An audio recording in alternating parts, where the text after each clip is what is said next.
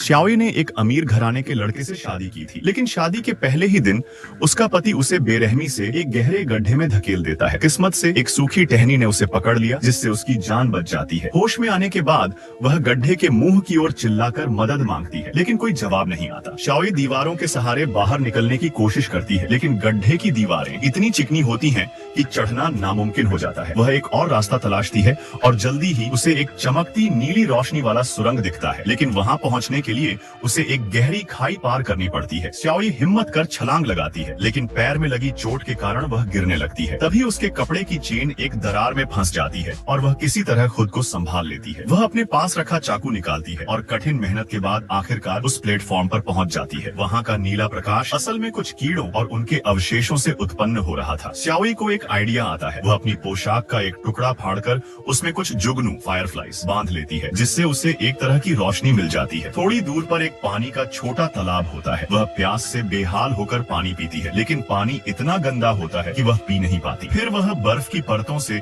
टपकती साफ पानी की बूंदों से अपनी प्यास बुझाती है। उसी वक्त बर्फ की एक नोक पिघलती है और अचानक एक लाल रोशनी के साथ एक भयानक प्राणी गड्ढे में गिरता है। श्याओई तुरंत एक छोटे से कोने में छिप जाती है और सांस रोके बैठी रहती है। वह देखती है कि दीवारों पर कुछ निशान बने हैं और वहाँ बहुत सी लड़कियों के कपड़े पड़े हैं। तब उसे एहसास होता है कि यह सब लड़कियाँ उसकी ही तरह थीं, जिन्हें अमीर परिवार के बेटे शादी के नाम पर धोखा देकर इस राक्षस को बलि के तौर पर चढ़ा देते थे। एक सुरक्षित स्थान मिलने के बाद श्याओई थोड़ी देर के लिए सो जाती है, लेकिन अचानक उसकी नींद खुलती है। उसकी टांग पर जुगनू चिपके होते हैं। वह घबरा जाती है, लेकिन फिर यह देखकर चौंक जाती है कि उसकी घाव चमत्कारिक रूप से ठीक हो गया है। वह एक और घाव पर जुगनू लगाकर देखती है और यह देखकर उसे उम्मीद की किरण मिलती है। उसके पास मिली दीवार पर बनी एक नक्शे से उसे पता चलता है कि इस रास्ते पर चलकर वह एक और रास्ते से बाहर निकल सकती है। इसका मतलब है कि कोई एक लड़की पहले यहाँ से निकलने में सफल रही थी। श्याओई दीवार पर अपना नाम खोदती है और रोशनी के लिए जुगनू लेकर आगे बढ़ती है। कुछ ही देर में वह एक ऐसी जगह पहुँचती है जहाँ सूरज की रोशनी आ रही होती है। चारों ओर क्रिस्टल चमक रहे होते हैं। नीचे पड़ी एक ताज को वह उठाती है और अपनी लंबी ड्रेस को फाड़कर अपने हाथ पैरों में बांधती है और ऊपर चढ़ने लगती है। तभी नीचे से एक साया निकलता है और डरावनी आवाज में चिल्लाता है। श्याओई डर के मारे संतुलन खो बैठती है और गिरने लगती है, लेकिन सौभाग्य से ताज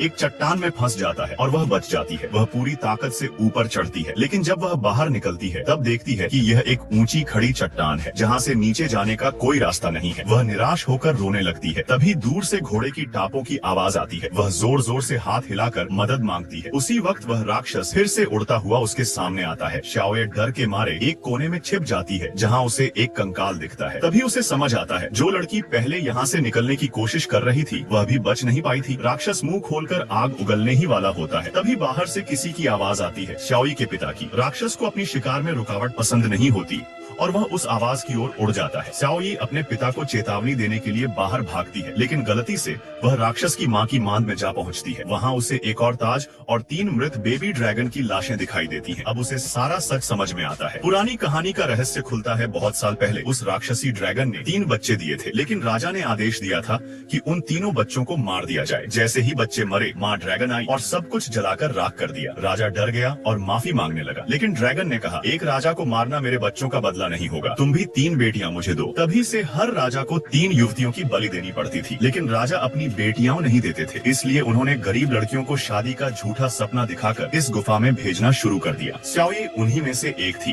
वो भी उन्हीं में से एक पीड़ित थी। इस वक्त उसके पिता और कुछ गाइड्स ने जान की बाजी लगाकर ड्रैगन की गुफा में घुसपैठ की, पर जैसे ही उन्होंने उस विशालकाय ड्रैगन का सामना किया, मानव सैनिक उसकी ताकत के आगे टिक ही नहीं पाए। पलक झपकते ही वो सब हार गए। लिटिल आंट के पिता डर तो गए थे, लेकिन उन्होंने बिना हिचक अपनी तलवार निकाल ली। अपनी बेटी को बचाने के लिए वो हर कीमत चुकाने को तैयार थे। उन्होंने ड्रैगन की ओर दौड़ लगाई, लेकिन ताकत में इतना फर्क था कि ड्रैगन ने पल भर में अपनी पूंछ से उन्हें जकड़ लिया। उसी वक्त लिटिल आंट वहाँ आ पहुंची और उसने अपने पिता को उस हालत में देखा। ड्रैगन ने उसकी मौजूदगी को महसूस कर लिया और उसके पिता को ढाल बनाकर उसे बाहर निकालने की कोशिश की। लिटिल आंट छुपी रही, क्योंकि उसे पता था कि अगर वह सामने आई तो न वह बचेगी न उसके पिता। पिता बार बार उसे चिल्लाकर मना करते रहे, बाहर न आने को। आखिरकार उन्होंने अपनी जान की कुर्बानी देने का फैसला किया ताकि बेटी वहां से सुरक्षित निकल सके। लिटिल आंट ने अपनी आंखों से देखा कैसे ड्रैगन ने उसके पिता के सीने को चीर डाला। वह चीख पड़ी। ड्रैगन ने उसकी आवाज सुन ली और उसकी तरफ मुड़ गया। लिटिल आंट चट्टानों के पीछे छिपी रही। तभी भागते समय एक गाइड से आवाज निकल गई जिससे ड्रैगन का ध्यान भटक गया। वह उस गाइड का पीछा करने लगा और गुफा से बाहर निकल गया। लिटिल आंट ने मौके का फायदा उठाया और अपने पिता के पास पहुंची। पिता ने मरते वक्त उसे रस्सी दी और कहा कि उसकी सौतेली माँ और बहन बाहर इंतजार कर रहे हैं। ड्रैगन अभी गाइड का पीछा कर रहा था, इसलिए लिटिल आंट ने रस्सी से चढ़ाई शुरू की। ड्रैगन को जल्द ही पता चल गया कि असली निशाना हाथ से निकल रहा है। उसने गाइड को मार डाला और वापस गुफा की ओर भागा। लिटिल आंट तेजी से ऊपर चढ़ती रही और अंत में चट्टान के ऊपर पहुंच गई। उसने बिना समय गंवाए घोड़े पर चढ़कर समंदर की ओर दौड़ लगा दी। ड्रैगन गुफा से निकलकर उसके पीछे पड़ा, लेकिन लिटिल आंट जानती थी कि उसका घोड़ा उस रफ्तार का मुकाबला नहीं कर सकता, तो वह नीचे उतरकर एक बड़ी चट्टान के पीछे छिप गई। ड्रैगन ने घोड़े को दौड़ते देखा और धोखा खा गया। जब तक उसे पता चला वह क्रोध में पागल हो चुका था। उसने आग उगलनी शुरू कर दी और पूरा जंगल जलाकर राख कर दिया। महल की क्वीन ने यह मंजर देखा और तुरंत समझ गई कि ये सब लिटिल आंट की वजह से हुआ है। ड्रैगन को शांत करने के लिए उसने सैनिकों को भेजा और लिटिल आंट की बहन को पकड़वा लिया। उसे चट्टान से नीचे फेंककर ड्रैगन को बलि चढ़ा दी। जब लिटिल आंट अपनी सौतेली माँ से मिली तो उसे पता चला कि क्वीन ने उसकी बहन को ले लिया है। उसे बचाने के लिए लिटिल आंट ने फिर से ड्रैगन की गुफा की राह ली। इस बार वह और तैयार थी। उसने ब्लू केव में जाकर फायरफ्लाई लैंप बनाई और पानी की बदबू से अपनी खुशबू छुपाई। फिर बिखरे हथियारों से एक जाल बनाया ताकि ड्रैगन का ध्यान भटक सके। एक तलवार हाथ में लेकर वह लड़ाई के लिए तैयार हो गई। ड्रैगन वहीं पास में छुपा बैठा था क्योंकि उसे यकीन था कि लड़की अपनी बहन को बचाने आएगी। आधा घंटा बीता और ड्रैगन को दूर से आवाज आई। वह उधर लपक गया सोचकर कि लड़की वहीं है। लिटिल आंट ने जल्दी से अपनी बहन को ढूंढ निकाला, लेकिन बहन बुरी तरह घायल थी, भाग नहीं सकती थी। ड्रैगन को जल्द ही समझ आया कि ये सब चाल थी। वह पलटकर फिर से गुफा में आया। लिटिल आंट ने अपनी बहन को छुपाया और खुद ड्रैगन का सामना करने को तैयार हो गई। उसने ड्रैगन को सच्चाई बताई कि रॉयल फैमिली ने अपना वादा कभी निभाया ही नहीं, बल्कि उन्होंने मासूम लड़कियों को राजनीतिक विवाह के नाम पर धोखा दिया। लेकिन ड्रैगन को विश्वास नहीं हुआ। बातों का असर न होते देख लिटिल आंट ने तलवार खींच ली। ड्रैगन ने उस पर आग बरसाई। वह झुलस गई लेकिन हार नहीं मानी। पानी से निकलकर वापस अपनी तलवार उठाई। ड्रैगन ने फिर हमला किया पर लिटिल आंट ने छुरा निकाल ड्रैगन की एक आंख फोड़ दी। फिर से तलवार उठाई और कहा वह कोई राजकुमारी नहीं है। पर ड्रैगन को उसकी बात पर फिर भी यकीन न हुआ। उसने कहा कि वह उसके खून में रॉयल ब्लड की महक पाता है। लिटिल आंट ने समझाया कि प्रिंस हर लड़की से शादी करते वक्त उनके हाथों पर चीरा लगाता है ताकि उसका खून उन लड़कियों में समा जाए। रॉयल फैमिली ने इस झूठ से ड्रैगन को सदियों तक धोखा दिया। लिटिल आंट ने तलवार उठाई और ड्रैगन पर वार किया, मगर जान से नहीं मारा क्योंकि उसने समझा कि वो दोनों ही